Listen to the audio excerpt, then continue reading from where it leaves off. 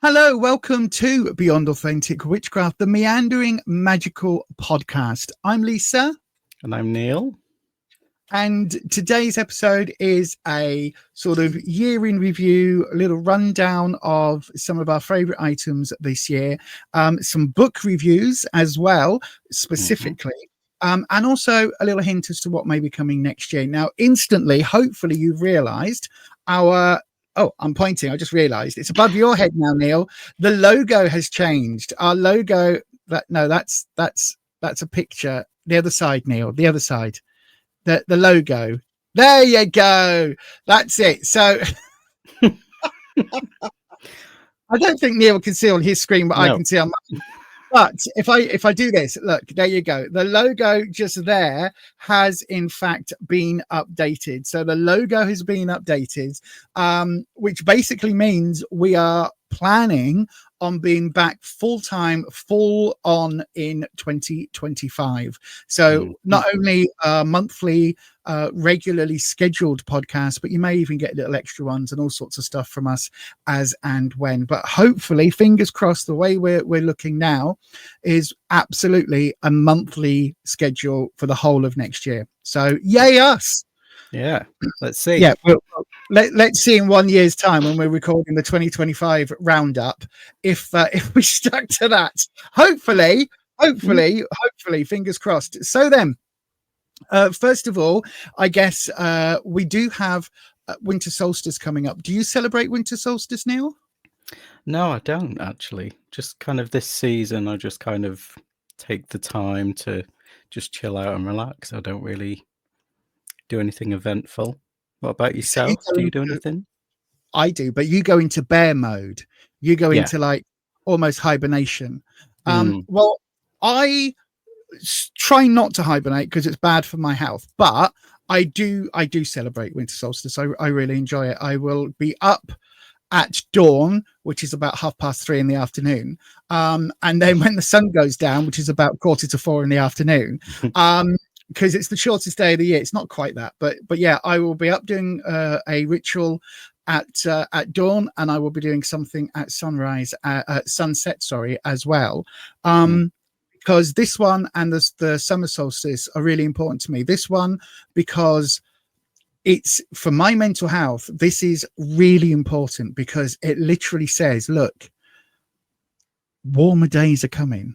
And I don't really like warm, like hot sunny days, but it means like warmer days. The sun is coming back. We are heading back as of the following day. We are now heading back towards lighter days. So even in the midst of winter in January, when it's snowy and icy, that part of my brain remembers we've had the winter solstice. I did my little ritual, and therefore we're now heading back to spring. Spring is on its way. Yeah. My favorite two seasons are spring and autumn because of the change, because of all the transformations that nature brings. And it's just that milestone, which basically just says, look, it's going to get worse before it gets better, but it's getting better. Like, we are now heading back towards spring, even though we don't feel it for about 6 weeks. Yeah, it's like, no, we are heading back towards the warmth. So it's a really important one for me. So yeah, and if you are celebrating the holiday season, however you are celebrating, happy holidays. And I mean that in the very broadest of ways, because we've got Hanukkah, there is Kwanzaa, there is the winter solstice, there's I think something called Christmas, Christmassy, something like that, where people have a big fat man in a red and white suit comes down their chimney or something. I don't know what it's all about, but one of those holidays as well. So there's all sorts happening over the next few weeks. And the other thing that's around the corner, of course, is New Year. So this is our yearly roundup. I hope this is going to be a thing, because it's a nice thing to do. Look back at 2024 and some of our favorite things of the year, specifically looking at books, because once again, behind you we can see your bookcase, we can see your cabinet of oddities. Only a bit. My bookcase is now up here as well, with some of my books on, because I felt insecure about not having books in my background all year. So I got all of this and set all of this up this year, which is the genuine reason, you know.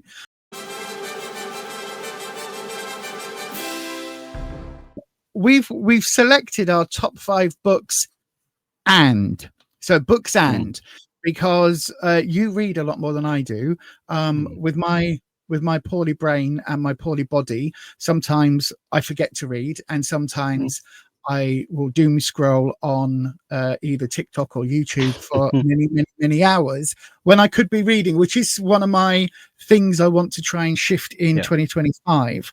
But then, so we've got a top 5-ish list of books-ish. So we'll start from the bottom. Let's talk about dishonorable mention for a book that both you and I were kind of excited to get our hands on, and then what happened. So the book in question is Sigil Craft, your guide to using, creating, and recognizing magical symbols. Now, obviously, sigilism and insigilization is a big part of your practice of chaos. And it's arguably it is where the whole concept came from, is from chaos magic, and Austin Osman Spare. Look at Very that. Good. I know. Practicing. So what were you hoping for this book? You bought this, and then you also sent me this copy, which I don't know whether to thank you or not for. But anyway, what were you hoping for? Well, because I saw it when I went to Atlantis Books. And I was kind of drawn in by just it looked a very accessible book, laying out how to make sigils and what to do with them, and I quite liked the illustrations in them, and I thought it looked quite fun. So I thought, well, I'll get one for you. I got one for Lorna as well, and then I started reading it first, and I went, oh no. It's just that it's very wishy-washy, really vague ideas in it that, to do with charging sigils that were just so lazy. The whole point of sigils is, charging them with energy, and it was kind of saying about, you can charge a sigil by having a sleep. And then it was, stuff like that made me want to throw it at the wall. But then there was kind of a lot of very political views in there, kind of peppered with that, which did not belong in there. I just want to know some ideas to do with sigils, and then there was just kind of a lot of political stuff in there that I would just didn't sit right with me. For me, the political stuff put me off more than anything else, because obviously I use sigils, but I use them in a very kind of folkloric way. So I use it like any other symbol that I would use in my practice. I use it for markings on candles and things like that I know are going to burn and that will energize them. So this idea of charging sigils is something that personally I know very little about. And the idea of having a book that was all about creating them, charging them, sending them out into the cosmos, all of that, I was really excited about. Because I was like, well, actually, Neil knows so much about this subject and has studied it for so many years and it's one of my blank areas. I don't know anything really about it. That I was like, oh, this is going to be really cool. I can learn a bit more about how to use them in a more ceremonial way, but also a more structured way, rather than just ad hoc. And hopefully, there'll be some bits in here that I can learn about ad hoc and about doing one on, while you're on the go. For me, it was almost like a book talking about these are the witches' runes, or these are the symbols we use in our Book of Shadows. And it's like, well, but that isn't sigil. I mean, it could be a sigil, but that isn't kind of sigils. One of the things in here, it says 99 ways to charge or activate a sigil.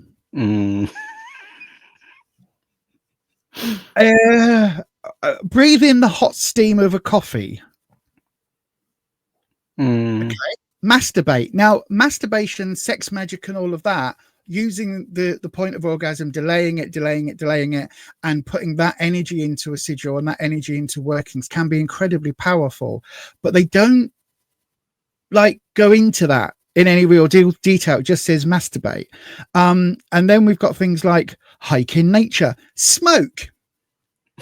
Just the word smoke. Is that smoke a cigarette? Do I smoke a cigarette? Do I smoke a joint or something else? Do I like set fire to my kitchen, burn a bit of grease somehow on the bottom of a frying pan and have that is that what the smoke's supposed to be used? So it's a bit confusing about all of that. And then it's got things like sit with a supportive crystal. Okay, get your heart rate up, slow your heart rate down. Well, what is it? Am I like how what? Like, I don't understand. I honestly don't understand. Yeah. And then there were some other ones. Collaborate. Just the word collaborate. On what? With whom? How? Like, me and my other half will like both make each other a coffee. Is that charging the signal? Because we're collaborating on the process of making a coffee that we then sniff the steam of before we drink it. Because that's it. I mean, it's kind of suggesting these things, but not actually saying what kind of method. It doesn't say how to do it. It's just got to me. It was just very disappointing. Yeah, I think it's kind of it hits kind of some genuine advice, but the rest is just padding. It is just kind of what can I'll make a big list of. It's draw it. It's like, why not just say draw it anywhere on anything you want? Yeah, draw it with a permanent pen or like a pyrography point or needlecraft, because that's something that I know. Like you did this one for me a long time ago, in needlepoint, because you do amazing artistic things and things like that with fabrics. So that's amazing. Yeah, do that. Draw it with a non-permanent pen and have it dissolve. But they don't go into it. And it gets worse for me. You mentioned the politics. It's like this person wanted to write 2 books. One book was about sigils and the other book was about non-binary politics and how witchcraft and gender identity can be combined, and how their own personal craft links up with their own personal gender identity, which is absolutely great. But I kind of don't want to read that in a sigil book. I want to read about the sigils, and this is coming from a trans woman. Like I have non-binary friends, I have non-binary family members, and I am absolutely an advocate for people using their voice, and it can be mentioned in here as a point, but it's almost in every single chapter.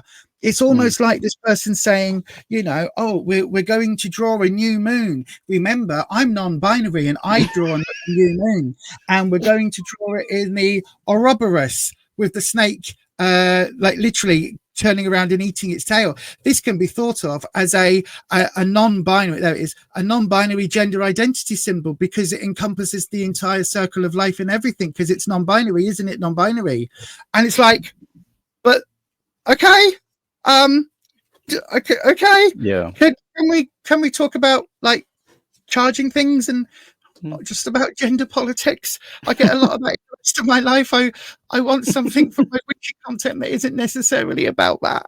But yeah. So I apologize. You have to apologize. It's what it did? It showed me a book on chaos magic related, chaos magic adjacent topics that I now know what I don't need to know, if that makes sense. I mean, there's a few interesting bits in here. I won't lie. There are a few interesting bits in here.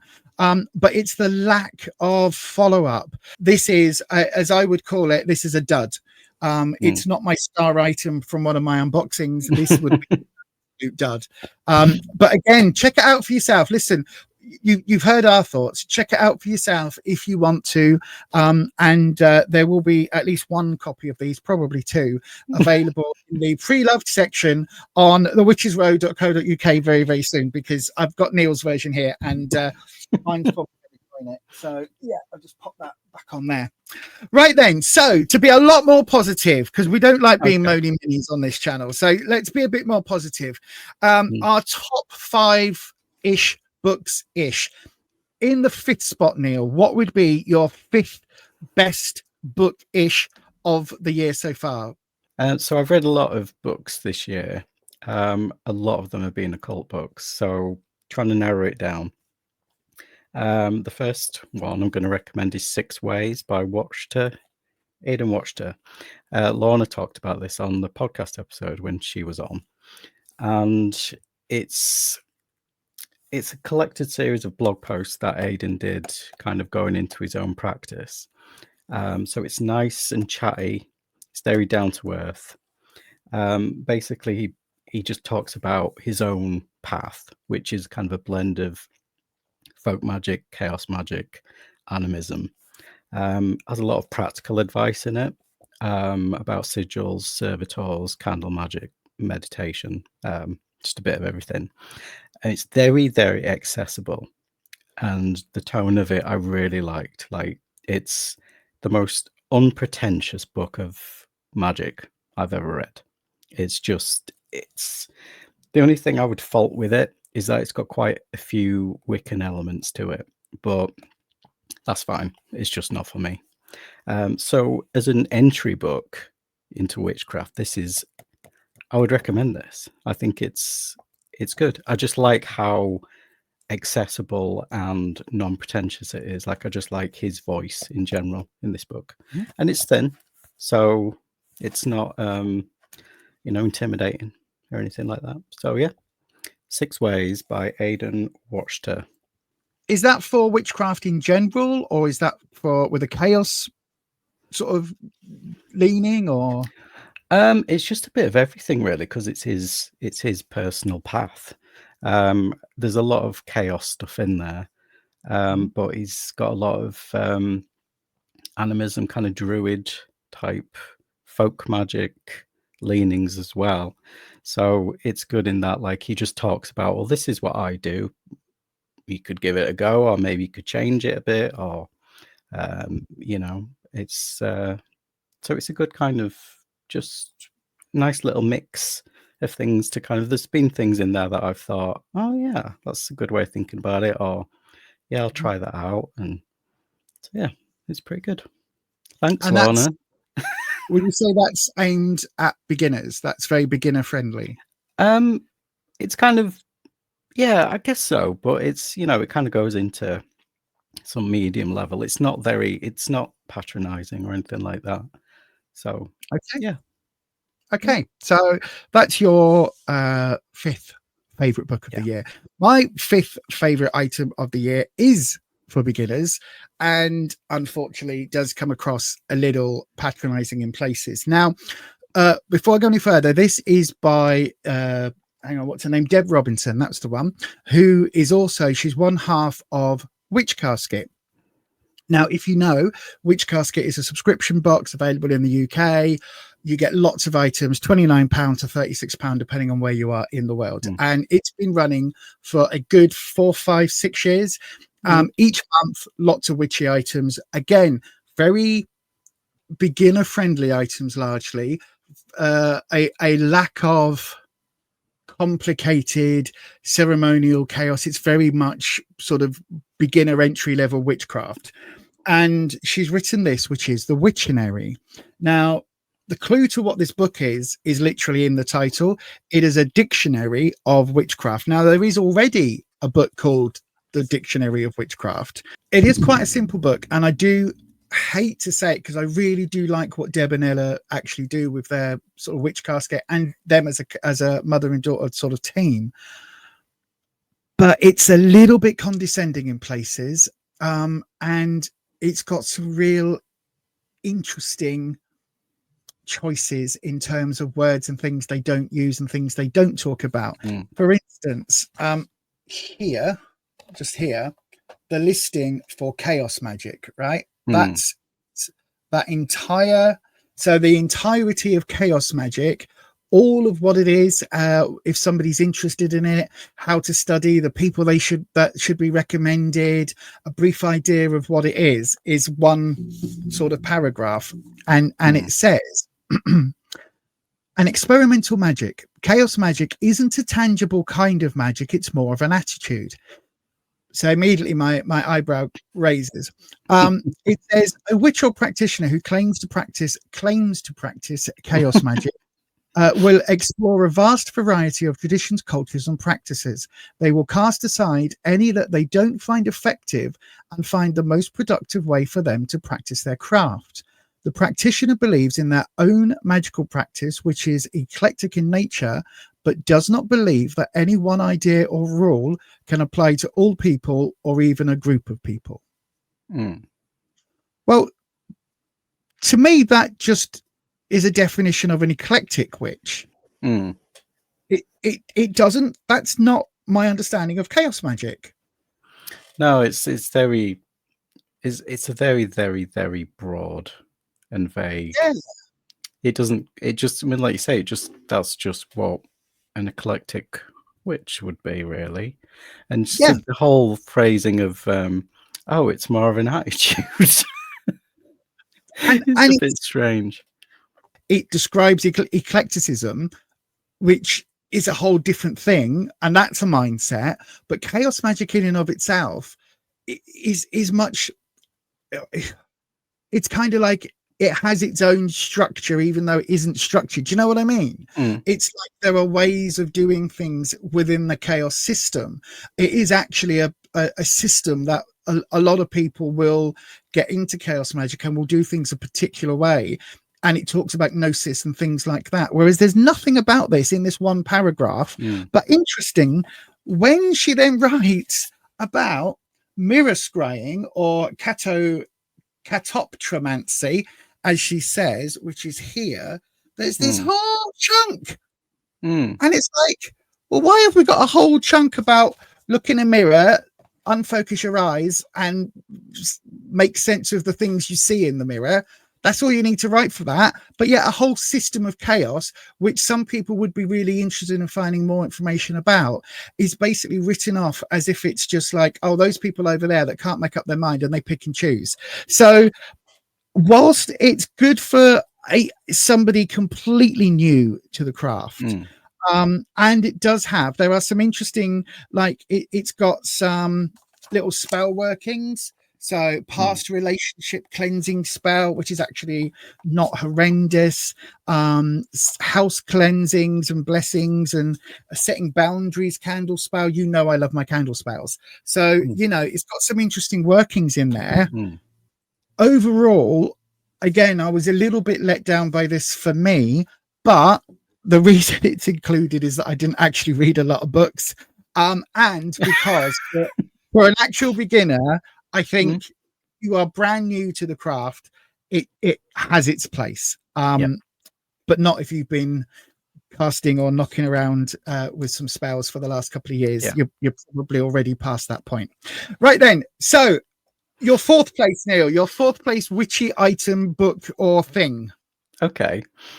So this year around Pride Month, I thought I would go set myself a little project of reading the classic Gay Witchcraft by Christopher, I can never say his name, Penczak, which was written, God, when was it? It was about 2003. And I thought I would read a more recent book, Querying Your Craft by Cassandra Snow, just to see how things have differed, you know, kind of about 20 years, you know, how LGBTQ plus people fit into witchcraft now as opposed to 20 odd years ago. I'm still getting through those, but I got through Thomas Prower, Queer Magic, which is a history of queer people in religious practices all around the world, from ancient civilizations to now.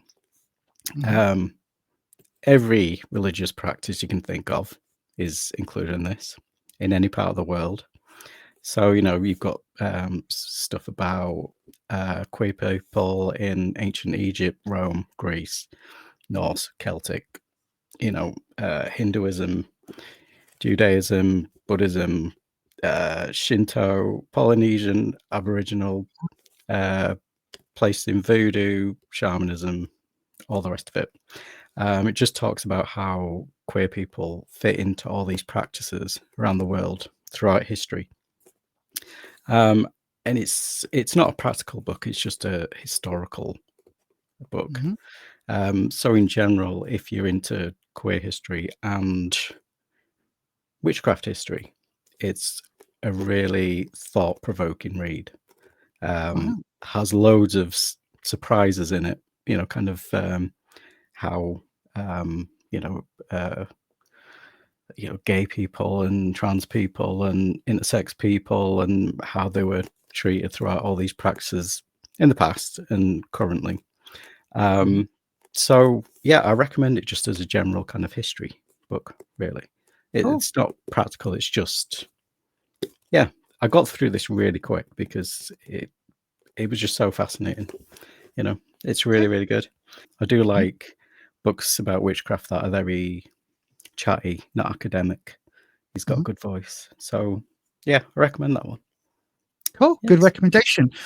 My fourth place item is one. Now, I don't remember whether I got this beginning of this year, just gone, or the year previous. And I can't remember.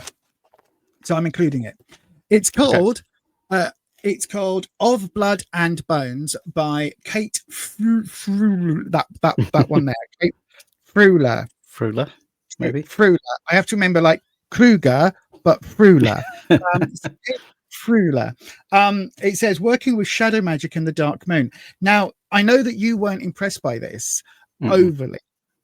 Because again, I think we were both hoping it would be more detailed and more for advanced practitioners, but there are still some really interesting topics that she talks about in here. She talks about lots of subjects that other books are really afraid to talk about. So she talks about things like using bones of deceased pets or other bones and artifacts that you can sometimes get. I mean, I've got a set of antlers on my backdrop, and she talks about things like that, and bones that you find or you know, remains that you find of animals and things in the wild. She also talks about using your own blood and bodily parts. So hair and fingernails is a very common thing, which I was taught way back when I first started, and they were called your leavings. You don't leave your leavings, because somebody can use your hair or nails or skin, and they can use that in a working against you, because it's like a tag lock. You've got that ultimate connection between the practitioner and the body parts that literally were part of them. So I am an absolute bugger for getting my hairbrush and cleaning the hairbrush off and then putting my own hair into a jar. So I have a jar of my own like hair, which, you know, if you can imagine, with the issue I've got with Lichen Panopolaris, with my hair literally being ejected from my body, is actually very full of hair right now.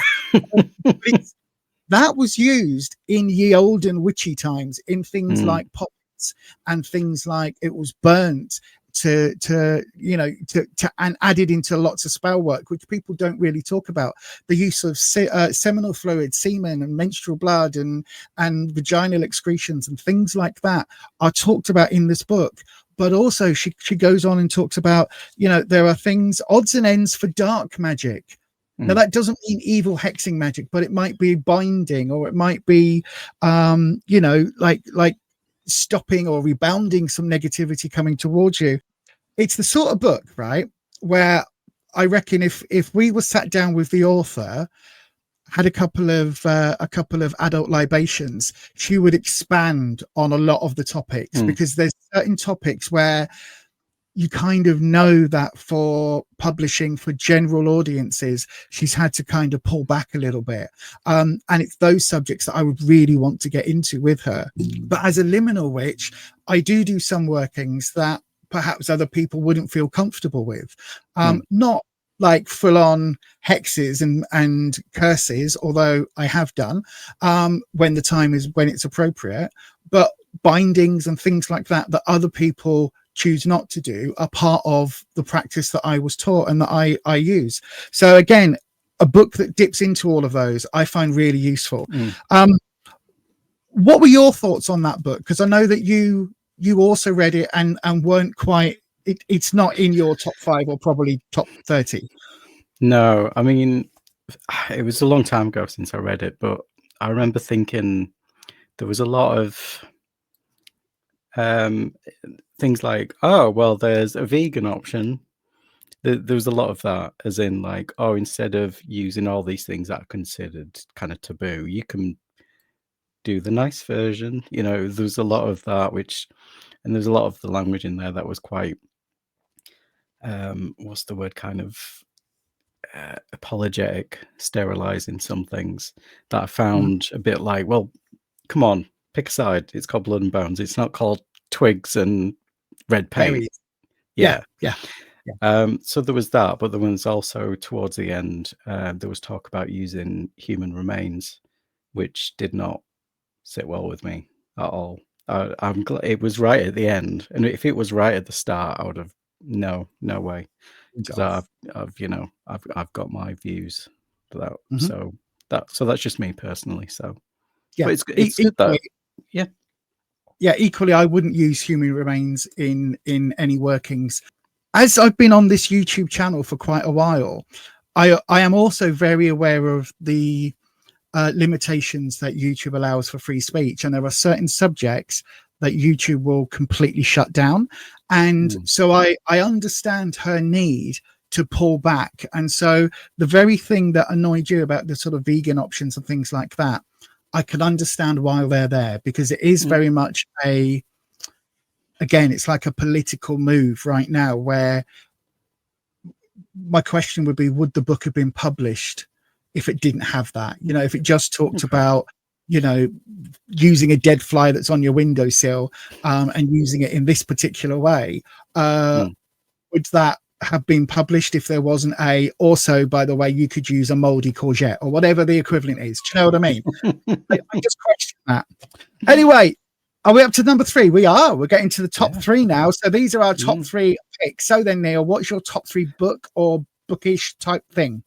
Okay, so the vast majority of occult books that I read are history based and go into the origins of magical practice, because I think it aids your understanding to know where they began, and it provides context in general.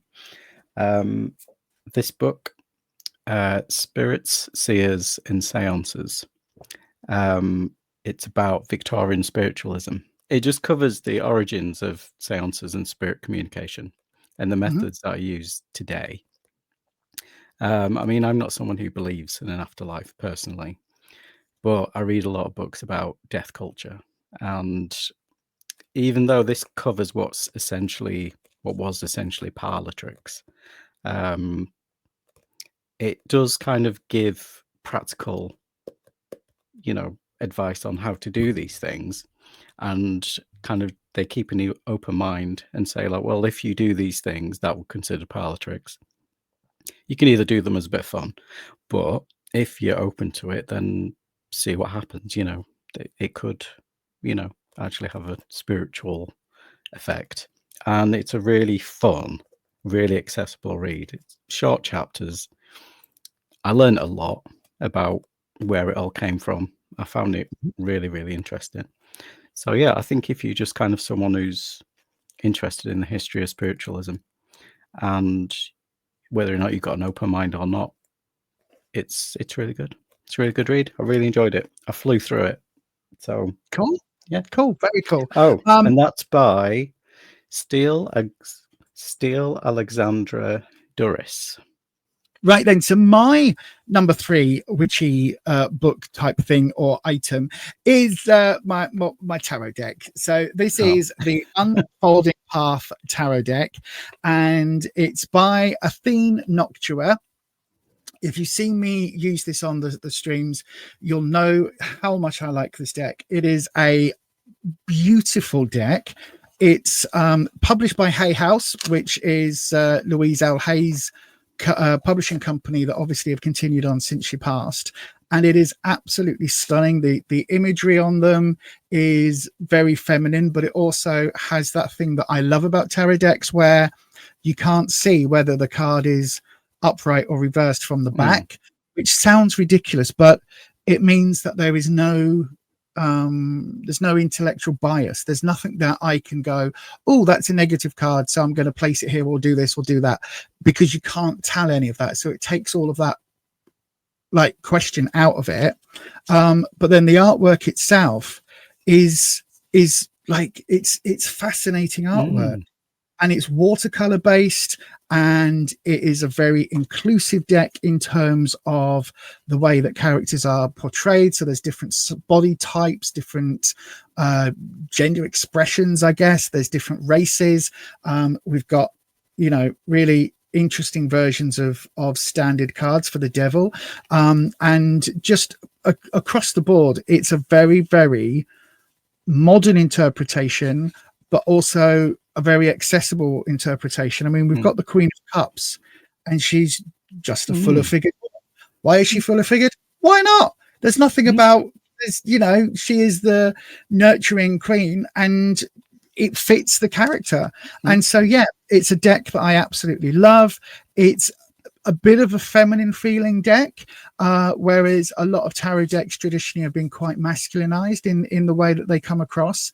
So some of the characters in the deck have been gender swapped to make it more of a balance with the court cards and the majors, but it's just a really, really nice deck. And then the book itself, the little white book, is actually you know, quite well detailed for a little white book. If you can see, then that's going to pick up each page. Each card has a whole page written about it, even in the minors, which is quite rare. Normally with the minors, you'll just get like a little paragraph, and then you get 3 cards on a page. So yeah, I think it's a really, really, really cool, accessible, modern tarot deck based on the Rider-Waite-Smith system. So if you're somebody who's may not be a professional tarot reader, but you've got a little bit of history behind you, you've used it, you know, a few times, then you'll probably get on well with them. There's nothing outrageous in it that's going to offend anyone. So if you are looking at being a professional reader or reading for your friends, no one's really going to get offended by anything in it. And it's just, you know, it's a good deck that speaks to me quite nicely, and it's gentle but firm is how I would describe the way that it comes across. So yeah, I have to include some tarot decks because, you know, that's the jam, baby, as Austin Powers would say. You're still reading them? Yep. I like yes, things we read. Yes. So go then, you're number 2 now. Yes, your second favorite item book of 2024. So I mentioned Christopher Penczak. Mention him again. I do enjoy him. This is City Magic by him. The basic idea is that paganism is very nature based. You know, it's all about being out in nature and communing with the elements. This is about how to practice paganism if you don't have access to nature, basically. It just shifts your perspective, how to see a city as magical. You know, and I just love my perspectives being shifted in general. And it's just about how cities can also be full of magic, and it blew my mind. So it goes from like practical things like how to make an altar in a small apartment, and how to rethink the elements, you know, in a city, you know, kind of see them as magic, you know, cement, metal, neon, you know, is kind of breaking that down into, you know, other things. And it goes into how finding sacred spaces within your own city as well. But what I really loved is that the wacky wacky concepts in this book. They just blew my mind, and I just love having my mind just blown. Like my little chaos mind just blew even more. So it's things like he assigns he assigns different gods to transport systems in it to be worshipped. Okay. And how to create thought forms based on areas in a city as well, and where to set up an altar in those spaces. Just kind of creating, going like, like it's how a city has its different kind of separate areas, and you kind of associate these different areas with different types of things. And so the idea of building a thought form based on those traits, but it was the city transport thing that it blew my mind, like assigning different gods to transport systems and doing magic on like subways, and it was absolutely loved it. Loved having my mind popped by this book.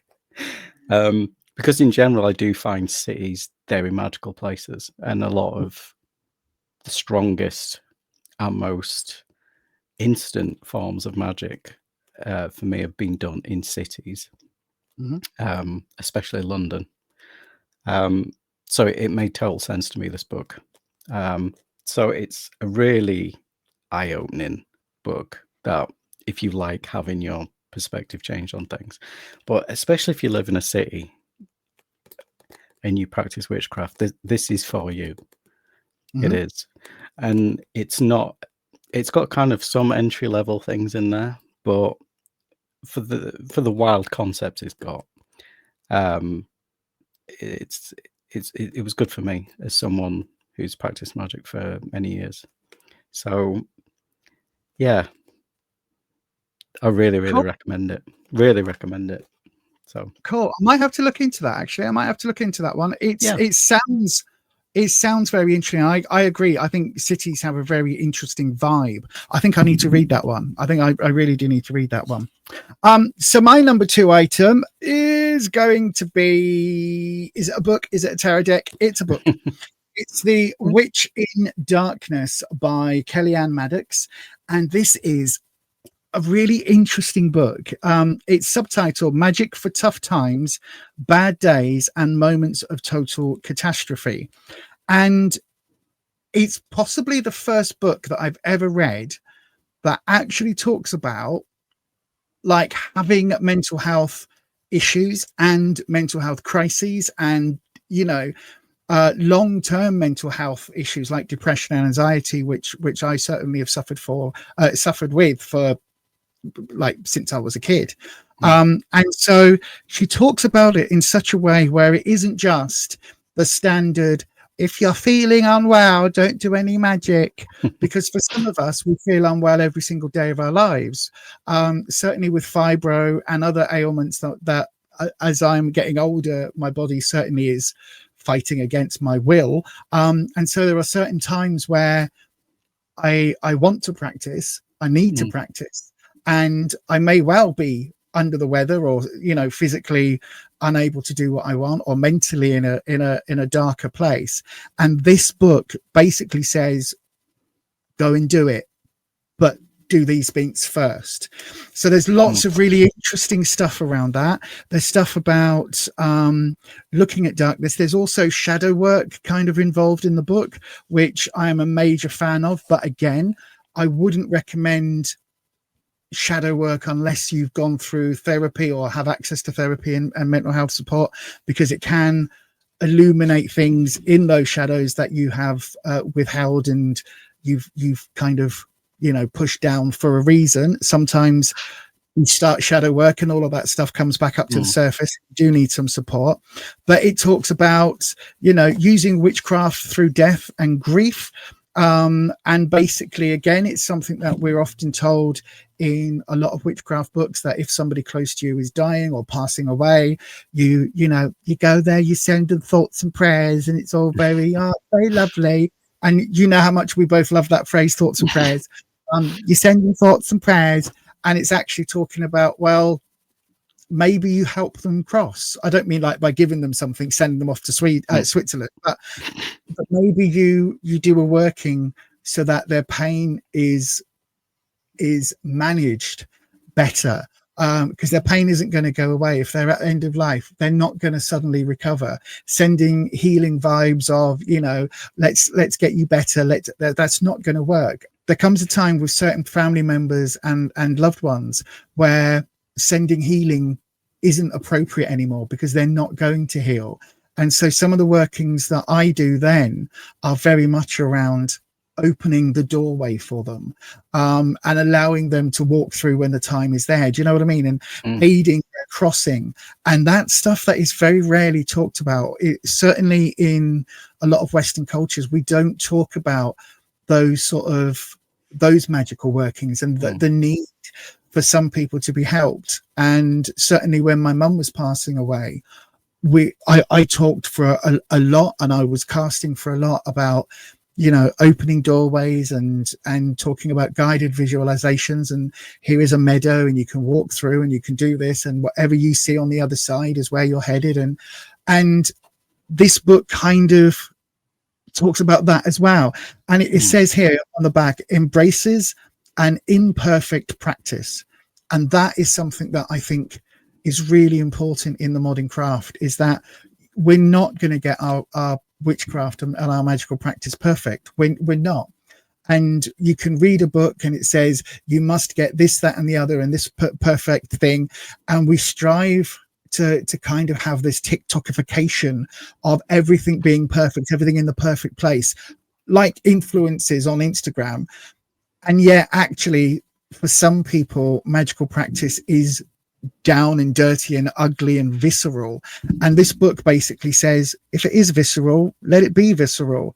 So Kellyanne talks about there's some cleansing, grounding and shielding techniques. There's also some really interesting bits about if you've had a fallout with someone, arguments, or if somebody is particularly toxic and their energy when they're within your sphere becomes very toxic, and how, you know, you may need to create some boundaries and put up some sort of shielding and very politely invite them to take their negative energies and go fuck themselves. There's some really interesting stuff in here about that as well. So I totally recommend it. It isn't that you know, some of the teenagey type books where they're aimed at teenage girls, where they're like, well, if they've fallen out in class because the boy doesn't fancy you, then you go and do that. Do you know what I mean? It's not that. It's very much aimed at an adult audience dealing with actual toxicity. And there are some very interesting ways in how to nullify, and also basically this idea of I am rubber, you are glue, bounce off me and sticks to you, kind of that, but in magical form. So I thoroughly recommend it. And Kellyanne Maddox is also on YouTube, and she's written a lot of other books, including one that you did recently by me for that their holiday season, which is called Rebel Witch. So I will give you a review on this when I have read this, but it might be a few weeks because I'm not very fast. Anyway, so then your top item, Neil, your number one favorite book that you have read this past year. This is Witchcraft book of the year. It's probably one of my favorite books just in general this year.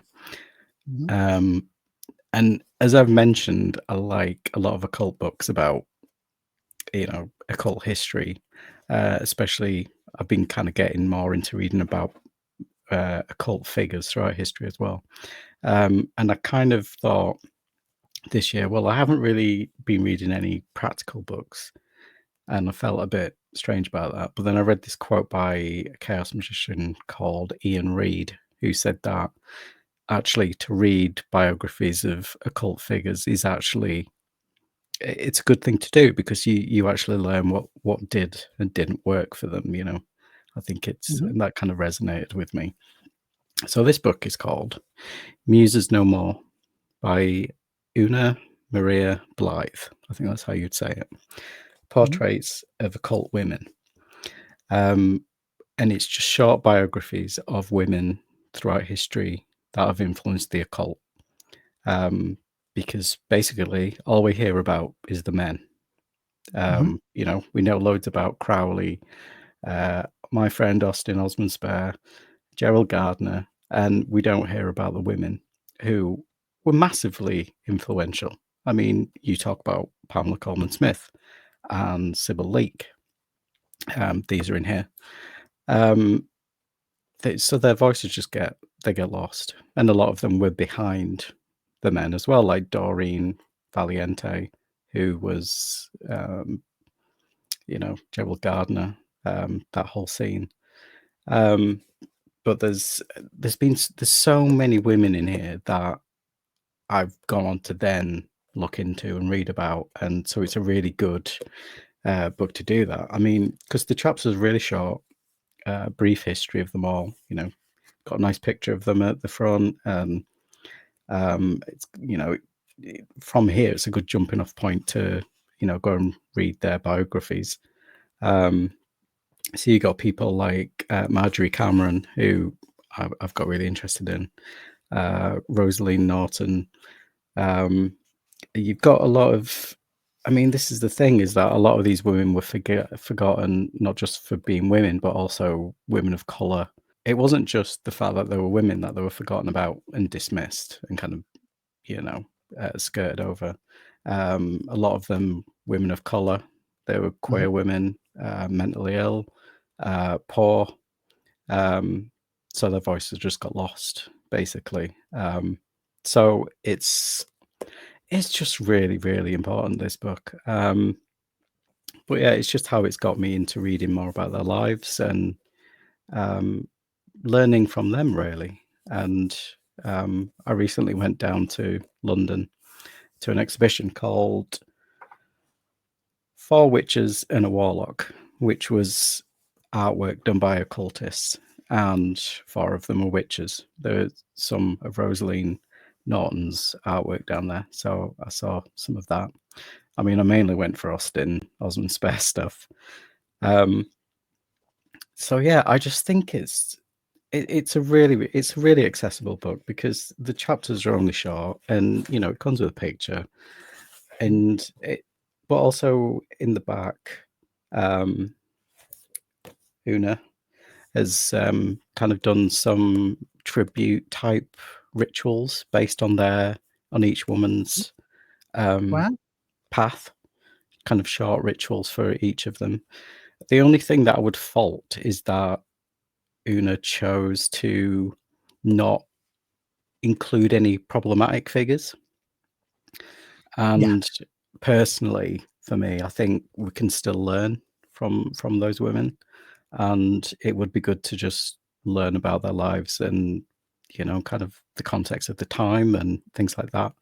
I think it would have made the book thicker, because I didn't want this book to end, really. I just want to keep on learning. So yeah, it's really good. It's really interesting read. And in the back as well, it's got all like what other books to read about them as well. So I've jumped off from there, and I've bought some more books. Marjorie Cameron, Rosaline Norton, those two fascinate me. But yeah, there's you just kind of read it and go, oh right, they were part of that. They actually influenced that man to do this or change it, or you know, it's so yeah. Muses no more. I would recommend that. Really good. Oh, yeah. And my top item of the year. Now, this is going to be absolutely no surprise to anybody who watches my Sunday and Tuesday evening streams. It is a tarot deck, and it is a tarot deck that has reinvigorated my practice, but also it's made me view things in a slightly different perspective, which, as I'm entering my 30th year of practicing and working with tarot next year, is pretty good. It's very rarely that a deck can do that. And of course, it's the Fifth Spirit tarot deck. Again, this one is by Charlie Claire Burgiss. It's again published by Hay House, so the same as The Unfolding Path. The technical specs on this, part of the reason I like it, once again, it's got a back that you cannot tell whether this is an upright or reversed card, which I absolutely adore. It's a decent cardstock, which I absolutely adore. And this deck is so inclusive, like ridiculously inclusive. So much so that cis white men are almost underrepresented in this deck. It's that kind of inclusive of everybody. So we've got very interesting depictions for the suits. So wands, we've got things like, we've got literally a fire burner, because wands is the suit that connects with the element of fire. But then there's really interesting details, like the court casts, the kings and the queens have interesting gender representations. So is this an effeminate man? Is this a butch woman? Is this a non-binary person? We don't know, and it doesn't matter. And I love that. Absolutely love that about this deck. There are some very clear nods to transgender folk. We have somebody here who has had a double mastectomy, along with a person who, if you look closely, has an Adam's apple. So we've got a trans couple there. We've got drag performers featured as the Queen of Wands. We have, again, I mean, you've just seen there, people of different races and colors. We've got people with tattoos. We've got one of my favorite cards in this deck for representation is we have the Emperor, who has an olive skin but also has a breast on show. So this is somebody who would have been assigned female at birth but obviously has a beard. Now there could be an argument that this is a trans man. There could be an argument this is a non-binary person. This could also be somebody who is just hirsuit and deals with hirsutism. I had a friend who had hirsutism, and she would grow an amazingly beautiful beard. And it got to a certain point in her life where she was like, do you know what? Sod it. This is my beard. I am a woman with a beard. And that is a thing that sometimes happens. It's got the most interesting Three of Swords card that I have ever seen. Yes, this is the Heartbreak card. But this card, the heart has been stabbed and is in the process of healing, which is an amazing metaphor for what the card represents. And literally, you can see one of the wounds has been stitched. And just this idea of, yes, there is heartbreak, and yes, there is pain, and it feels like you've been stabbed in the heart when things go wrong. But there is a future, there is a hope because it's already being repaired. I think it's just a really fascinating deck for lots and lots and lots of reasons. I use it all the time. We've got different body types. We've got, very interesting depictions. The Knight of Pentacles here has an artificial limb. Why? Just because. There's no reason for it. There's no backstory. The Empress, my favorite card, and in this deck she's a trans woman, so of course I'm going to love this deck. Of course that's going to speak to me. It's just a beautiful, modern, incredibly inclusive version of a deck. It's just beautiful. It really really really is. And there are so many cards in here that I could talk about at length as to how they depict the traditional imagery from the cards and talk about the deeper meanings. But generally speaking, it is one of the most wonderful decks that I have seen. And also, when I use it, it doesn't just talk to me, it shouts at me. And it's like downloading an entire biography of somebody in a reading. It is so for me, so authentic and so accurate when I do readings with it. Again, the little book is, as I expect now from Hay House, I'm learning that their decks are, again, the little books are incredibly useful and decent sized with, again, the same amount of information. It's not going to show it, is it? Because of there we go. The same amount of information in the majors and the minors. It's just a very, very good deck. This is not a deck that I would say beginners will find useful if you've only ever used a Rider-Waite-Smith interpretation. It's one that you really do have to look at. Okay, what is this card showing? and how does that relate to the Rider-Waite-Smith and the traditional meaning of the card, and what are the authors getting across. It has deepened and reinvigorated and changed my understanding of the cards more than any other deck that I've ever come across. So for me, that is my top witchy item in 2024, or perhaps in the last 10 years. I absolutely adore it. So there you go. Well, I have two honourable mentions. This autobiography, Non-Binary, by Genesis P. Orridge, is by who was the founding member of a industrial band in the 1980s called Throbbing Gristle, but they were also the founding member of a chaos magic order called Temple of Psychic Youth. So their biography, they just led an absolutely fascinating life. But, you know, they do talk a lot about their spiritual beliefs and founding the Chaos Magic Order and the work that they did. And so, you know, just as a biography, it's not exclusively a cult biography, but just as an interesting biography, just because they just led a really unique life, and it's well written, it's really chatty, really I flew through it. But yeah, go down a rabbit hole about Genesis, because fascinating human being. They died a few years ago, but they were basically just a walking performance art piece about gender, and I can't even explain their gender. It's so complex, it's so interesting. So yeah, go down a rabbit hole about them. But if you like music and you're a music hipster like I am, you like your obscure stuff, then go for this. So yeah, I recommend that. It's a good book. Cool. I enjoyed it. So yeah. And your other also ran? My other one is a graphic novel, which is called Department of Truth, which is by Jamie Tynion, I think. Tynion or Tynion. That would appeal to wacky-brained magicians like myself.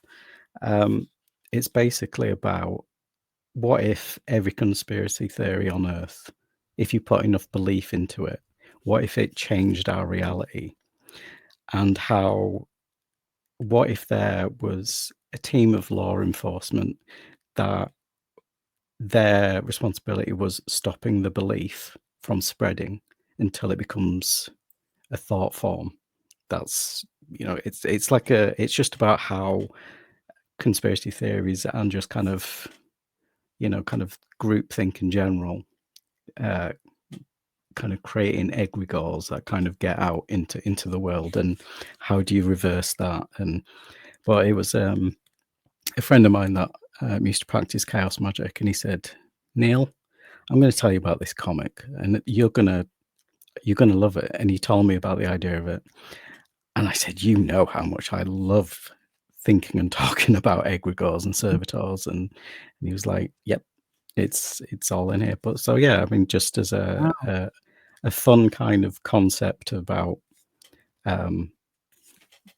mass created egregores and thought forms and stuff, and the artwork's gorgeous. And so yeah, if you're into graphic novels and you like wacky thoughts, then that's really cool.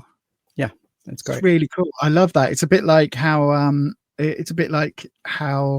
I don't know why this jumped into my head, but how Disney's Frozen, it was largely named that because all across the internet now, if you search for Disney Frozen, you no longer get Walt Disney's head has been decapitated and frozen in ice for him to come back at some point. You don't get that anymore. The first 50,000 pages on Google, all about the musical, the cartoon, the film, the all of it. Are they doing a live version, the soundtrack, Olaf, this, that, and the other? There's nothing about Walt Disney being frozen underneath at Disneyland or Disney World. So yes, I think that I again, most of your recommendations are things that now I want to go and read. So, by the way, I will be putting a list of everything down in the description box. So don't worry about that. This is my it needs talking about one, and this is already down in the description box because it is my parents' video rental logbook from the creator of Necronomicon, which is the person I'm sharing the screen with right now. And this has to be something that I bring up because this project is something that has been on a back burner for many, many, many years and is now come to fruition. And it is a very cool snippet of a certain period of time where somebody who would grow up to be an amazing friend of mine and somebody who is, as they describe themselves, a little bit, chaotic brained, who would discover a notebook that their parents had written when they were very young, with every single video, that they got from their local video rental library, and would give it a little review and give it a little mark. And Neil has gone on to review each of these films and give them a score. And it's a way of connecting with that nostalgia about the 80s and 90s type films that are in there. These are all the horror films, not all the other types of films. And it's done in the same format of the Necronomicon, which you all know I have raved about for many, many years. I love this. And it is something that, as somebody who's been in the periphery of learning about this, and with people saying, with Neil saying, oh, there's this thing, and I don't know what to do with it, but it might be something I do. I'm not sure. For it to suddenly be held in my hands is very important. But also I love little touches, like on the back. This isn't me writing this.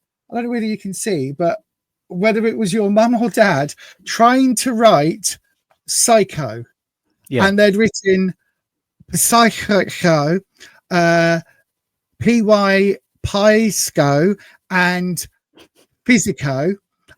Obviously, they were trying really hard because they'd obviously reviewed or watched Psycho and wanted to include it, but didn't actually quite know how to spell it. And I can relate so hard to that. I know that other mods have bought copies of this and have absolutely fallen in love with it.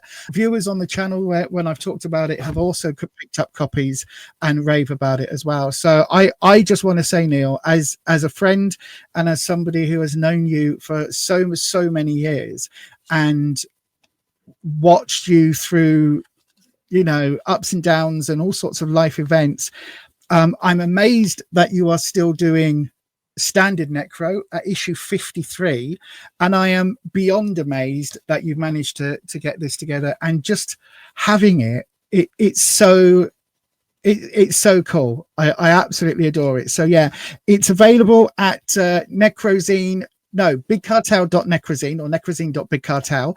The details are down below, and I just love it. I just absolutely think it's a great thing. Especially in this day and age where if you want to go and watch a film, you go, oh, I definitely saw it on Prime, and you go onto Prime and you go to watch it, and then it's not on Prime anymore. So is it then on Disney? Is it on Netflix? Is it on Shudder? Where is that film gone? I love it. I absolutely love it. So I had to mention that, and you didn't know I was going to do that, but there you go. Oh. That is one of my favorite things to have this year, and I am very proud of you for doing it. So there you go. Thank you, everybody, for watching. We have so much in mind for 2025. Our own project 2025 is going to be to enhance the podcast, continue with the podcast, and grow the podcast, not just here on YouTube, but also on audio versions and things like that we're looking into again. And I have thoroughly enjoyed filming, although I've got to say, a bit behind the scenes, my internet connection has been incredibly spotty today, and so every 9 or 10 minutes we've had to stop and pause for about 45 or 50, 60, 90 seconds for everything to slowly reconnect, which is incredibly annoying. But thank you for hanging on in there today, Neil, and thank you for being my co-host for the last year. And I am incredibly excited for what we're going to do in 2025. Anything you want to add? No. I thought you'd frozen then. I literally was like, oh no, we're frozen. We got right to the end and we've stopped. Damn internet. No, I just love talking about books. I love talking about occult books. So I enjoyed this one. Yeah, so did I. There will be more. And no doubt, so Neil does read a hell of a lot more than I do. So we might have to get Neil on sort of midway through the year and do a catch up, Neil, about, which 75 books have you read between now and June 2025. Thank you so much for watching this year. Do stick with us for 2025 as we go into the new year with a new logo and all sorts of plans. And hopefully we'll see you very soon. And as we always say, keep practicing. Keep experimenting. And we will see you in 2025. Bye-bye. Bye.